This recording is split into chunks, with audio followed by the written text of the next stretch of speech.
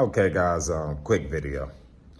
I want to speak on the time the police gave me a charge, and it wasn't even my charge. I'm starting to think the homie I was with at the time, starting to think he was an informant back then, and then come to find out, I heard through the grapevine he kind of is an informant now, so I was kind of on the right thinking.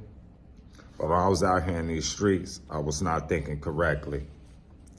So this time, I had some trees on me, and my man, he was the crack cocaine guy, and I was about to meet his connect, right? And so we in front of one of my man's houses where we used to hang out, and his strip is like the most popping strip, St. John's between Park Place and between Schenectady and Utica, right? So we chilling, he called to connect, so we waiting.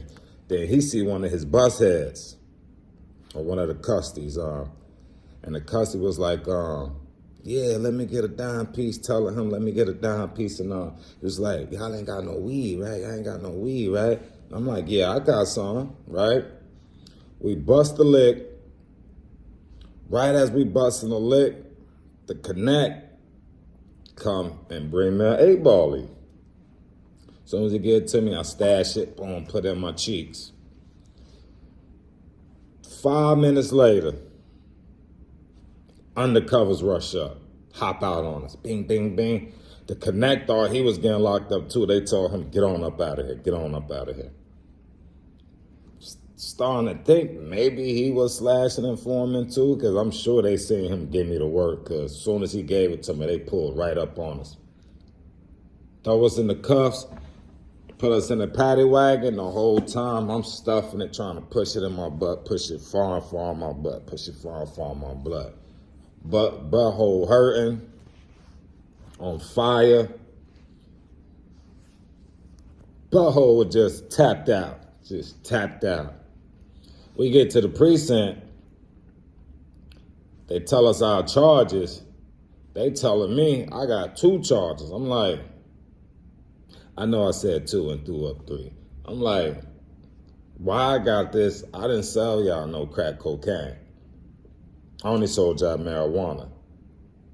But right before we get to that, right, we get in. When you go to jail or pen the bookings for a drug case, they usually make you squat, bend over, and cough in. I felt so violated on him. So violated. I can understand how the guys in prison may feel, where they go outside, got to come back in, squat, cough, always got a grown man looking in your butt. So that's why I say I can't do this. Drug dealing, it's not my thing. But I did learn my lesson, though. I didn't learn, not just yet. A few more drug stories on. So we get in the precinct, tell me to squat, bend over, and cough. I feel a pack hanging out my butthole.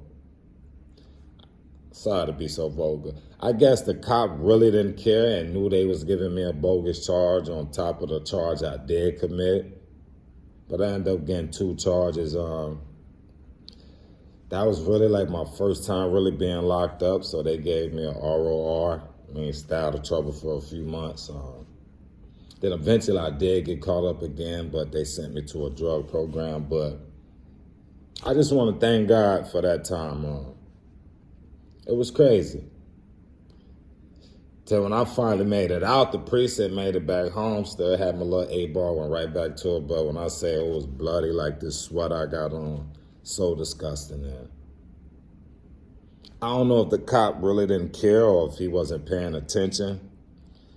But you know, I went through the bookings with an 8-ball in my butt cheek the whole time. It's crazy. And it's crazy how police will just throw a charge on you when it's not even your charge. So that made me think the dude I was around maybe was an informant or something back then. I can be wrong. But that's just a quick story about how bending over, watching another man look in your butthole is not the route to go. So just stay out of jail.